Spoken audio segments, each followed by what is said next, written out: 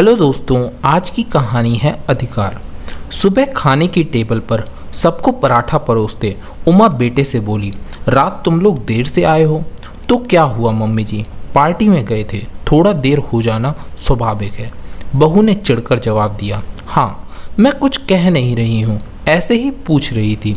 पति सुजय की घूरती आंखों को देख उमा घबरा गई। बेटे बहू को लंच बॉक्स पकड़ाकर मुड़ी ही थी कि बहू की आवाज़ सुनाई दी, मम्मी जी हर समय टोका टाकी करती हैं, हमारी अपनी लाइफ है, हम कब आए, कहाँ जा रहे हैं, किसके घर जा रहे हैं, सब अपडेट उनको चाहिए। मुंह बनाते हुए रूपा बोली, छोड़ो यार ये सब, मम्मी खाली रहती हैं, यही सब उनका टाइम पास है। आदित्य ने बाइक स्टार्ट करते पत्नी रूपा से कहा। उमा जी सन्न रह गए, बिना बोले अंदर आए तो सुजय भी ऑफिस जाने को तैयार थे। सुजय जो कि उमा जी के पति हैं, हो गई तुम्हारी इंक्वायरी? कितनी बार कहा है अपने काम से काम रखो, खाली दिमाग शैतान का घर होता है, सुजय बोले। पति की बात सुन आज उमा की सहनशक्ति जवाब दे गई थी। पति के जाते ही अपमान की पीड़ा अपनी सीमा तोड़ आंखों के रास्ते बह गई। क्या सच में उनकी कोई कीमत नहीं है? क्या शादी के बाद बेटे बहू की चिंता करना अब उनका हक नहीं है? बच्चों पर माँ का अधिकार सिर्फ तब तक है जब तक उनकी शादी ना हुई हो, उसके बाद सिर्फ पत्नी का ही अधिकार होता है। क्या शादी के बाद रिश्ता सिर्फ पति पत्नी का ही रह जाता है, बाकी रिश्तों की अहमियत खत्म हो जाती है? मन के ढेरों प्रश्न उमा को परेशान कर रहे थे। उनका मन ये मानने को तैयार नहीं कि उनका अधिकार अब बेटे पर नहीं रहा। अभी कुछ दिन पहले उमा ने बेटे आदित्य की पसंद का सूजी का हलवा बनाया। हलवा देखकर रूपा बोली, मम्मी जी सुबह सुबह घी से तरी ये हलवा कौन खाता है? पत्नी की बात सुन हलवे की तरफ बढ़ते आदित्य ने अपने हाथ पीछे खींच लिए। शाम को जब बेटी का फोन आया तो माँ की भरी आवाज़ सुन उसने पूछ लिया, सब ठीक है ना मम्मी? उमा जी सब कुछ बेटी से कह गई।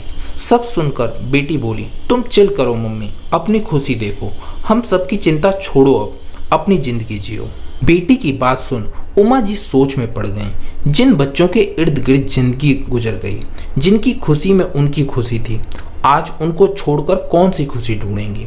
एक दिन पक्की सहेली रैना आई और उमा के बूझेपन को भांप कर कारण पूछा तो उमा ने अपना दिल खोल कर रख दिया।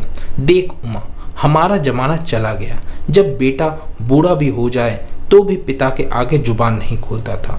अभी की पीढ़ी को टोका टाकी पसंद नहीं आती। तू भी पूछना बंद कर दे। पर मैं माँ हूँ, अपनी भावनाओं को रोक नहीं पाती, उमा बोली। भावनाओं को प्रकट कर जब घर की शांति भंग हो रही हो तो क्या फायदा उन्हें दिखाने का? एक बात और गांठ बांध लो, जो चीज सरलता से मिलती उसकी कीमत कोई नहीं समझता। उतना ही कर जितना जरूरी है। रैना तो उमा को समझाकर चली गई। अब बारी थी उमा की अपने को सीमित करने की। सुबह सुबह बिट्टू और रूपा की चीख पुकार से उमा भागकर रूपा के कमरे में गई। रूपा बिट्टू को डांट रही थी, कुछ भी कहना नहीं सुनता, जवाब देने में माहिर हो गया है। बड़ों से जुबान लड़ाते हो। रोते बिट्टू ने कहा, तुम और पापा भी दादी और दादू का कहना नहीं मानते हो। मम्मी तुम तो दादी को जवाब देती हो, वो भी तो तुमसे बड़ी हैं, वो तो तुम्हें नहीं मारते। मैं आप लोगों के साथ नहीं रहूंगा। बिट्टू की बात सुन जो जहां था वहां सन्न हो गया। थोड़ी देर बाद आदित्य ने चुप्पी तोड़ी। माँ मुझे माफ कर दो, मुझसे गलती हो गई।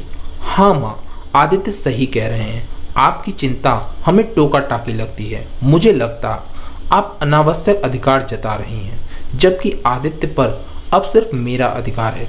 इसी वजह से मैं आपसे चिढ़कर बात करती हूँ। मैं भूल गई आदित्य पर मुझसे पहले आपका अधिकार है। आप माँ हैं तो बच्चों की चिंता स्वाभाविक है। मुझे भी माफ़ करना माँ, रूपा ने उमा जी के पैरों पर झुकते हुए कहा। आज रूपा ने उन्हें सास से माँ का दर्जा दे माँ का अधिकार दे दिया। बिट्टू ने रूपा को वो आईना दिखा दिया जो वो देखना नहीं चाहती थी। भूल गई वो भी माँ है। एक माँ होकर दूसरी माँ का अधिकार कैसे छीन सकती है? आदित्य को भी समझ में आ गया, बच्चे जो देखते हैं वही ग्रहण करते हैं। यही नहीं, सुजय जी को भी अपनी गलती का आभास हो गया। उन्होंने भी क्षमा मांग ली। समस्या बहुत छोटी है।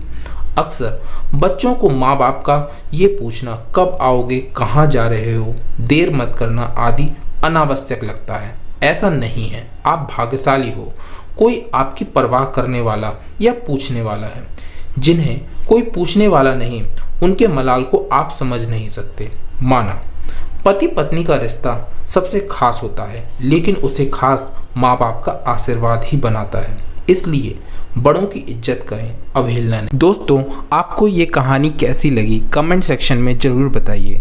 अगर कहानी अच्छी लगी हो तो वीडियो को लाइक और शेयर कीजिए और ऐसी ही कहानियाँ और पाने के लिए चैनल को सब्सक्राइब कीजिए और बेल आइकन को दबा के ऑल पर सेट करना मत भूलिएगा। तो फिर मिलते हैं नेक्स्ट वीडियो में। Till then take care and keep smiling.